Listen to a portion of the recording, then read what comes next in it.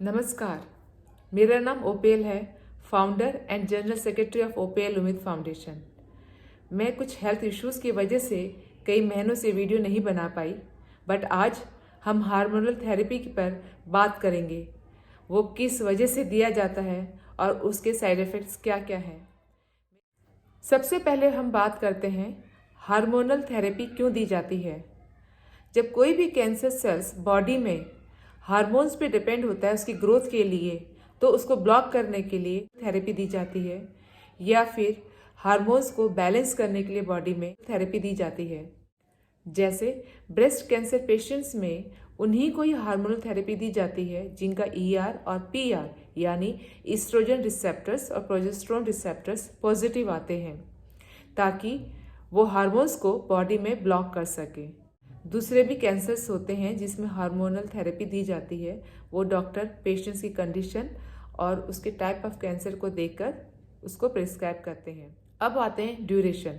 Hormonal therapy breast cancer patients को 5 साल या 10 साल तक दी जाती है। ये पेशेंट की कंडीशन पे डिपेंड करता है और डॉक्टर्स ही इसको डिसाइड करते हैं। दूसरा, प्रोस्टेट कैंसर, इसमें इंटरमिटेंटली हार्मोनल थेरेपी दी जाती है।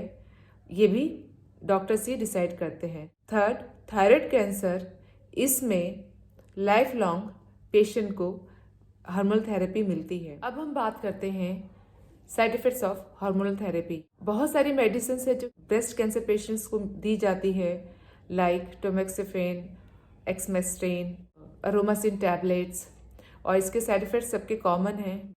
बट हमें स्पेशली ध्यान रखना पड़ता है जब हम टैबलेट टोमेक्सिफेन ले रहे होते हैं, क्योंकि उसकी वजह से यूट्रस की सबसे अंदर की जो लेयर होती है एंडोमेट्रियम, उसमें चेंजेस आना शुरू हो जाते हैं, उसकी थिकनेस बढ़ने लग जाती है, जो एक और कैंसर का प्रॉब्लम क्रिएट कर सकती है। तो उसके लिए हमें डॉक्टर से टाइम टू टाइम कंसल्ट करना चाहिए और पैप्समियर भी कराना चाहिए जब आपको डॉक्टर रिकमेंड करते हैं। हेयर पतले हो जाते हैं, हमें फैटिक दिन भर फील होता है, हमारे मूड स्विंग्स बहुत ज़्यादा होते हैं, हॉट फ्लैशेस आते हैं, कभी बहुत कोल्ड एक्सट्रीमिटीज़ हमें फील होती है, जैसे हमारे पेरिफेरल्स होते हैं, हमारे हैंड्स फुट, हमें लगता है बहुत ठंडे हो गए हैं। कभी हमारे चिक्स में से बहुत ज़्यादा हॉट फ्लैशेस आते हैं। कभी हमें इंसोम्निया हो जाता है, रात को नींद नहीं आती। इन मेडिसिन की वजह से हमें डिप्रेशन भी फील होता है। कभी कभी हमें वेट गेन हो जाता है, कभी किसी का वेट कम भी होता है, कभी किसी पेशेंट्स में इंडाइजेशन शुरू हो जाता है, कभी कॉन्स्टिपेशन बढ़ जाता है या फिर लूज मोशन शुरू हो जाते हैं। कहने का मतलब है कि हमारे डाइजेस्टिव सिस्टम में भी इफ़ेक्ट करता है। कभी कभी हमें बहुत ज़्यादा इरिटेशन हमारा बढ़ जाता है, कभी हमें कामनेस फील होता है, कभी हमें बहुत खुशी फील होती है, तो कभी हमें बहुत सैडनेस फील होती है। कभी हमारे बहुत ज़्यादा हेडेक रहता है और हैवीनेस फील होता है। हार्मोन थेरेपी की वजह से एंग्जाइटी भी बहुत ज़्यादा रहती है, पैल्पिटेशंस फील होती है, तो इसके लिए आप डॉक्टर से कंसल्ट कर सकते हैं। और थेरेपी की वजह से आपकी स्किन पिगमेंटेशन शुरू हो जाती है, झाइयाँ आनी शुरू हो जाती है।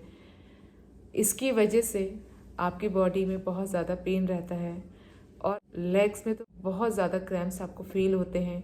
कभी कभी बोन्स में अगर आप प्रेस करते हैं हैंड के या लेग्स के, तो आपको दर्द फील होता है। तो ये सब साइड इफ़ेक्ट्स हैं जो थेरेपी की वजह से हमारी बॉडी में आते हैं। इससे डील करने के लिए आप डॉक्टर से भी कंसल्ट कर सकते हैं और अपने खुद के लिए स्वस्थ रहने के लिए, जिसमें आपको बहुत हैप्पीनेस फील होती है, ऐसे कार्यों में अपने आप को इंडल्ज कर सकते हैं। हार्मोनल थेरेपी की वजह से पेशेंट को मेनोपॉज आता है और जो मेनोपॉज के सिम्टम्स होते हैं वो और ज़्यादा इंक्रीज़ हो जाता है। ये पार्ट ऑफ ट्रीटमेंट होता है, बट इसका एक मिथ है कि ये कीमोथेरेपी का ही एक पार्ट है, जो टोटली गलत है।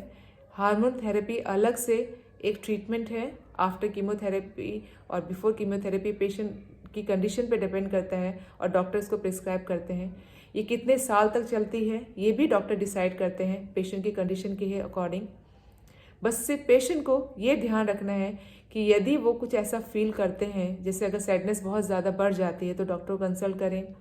मूड स्विंग्स तो होते ही होते हैं, तो उसको रिकवर करने के लिए वो खुद अपने प्लान बनाए।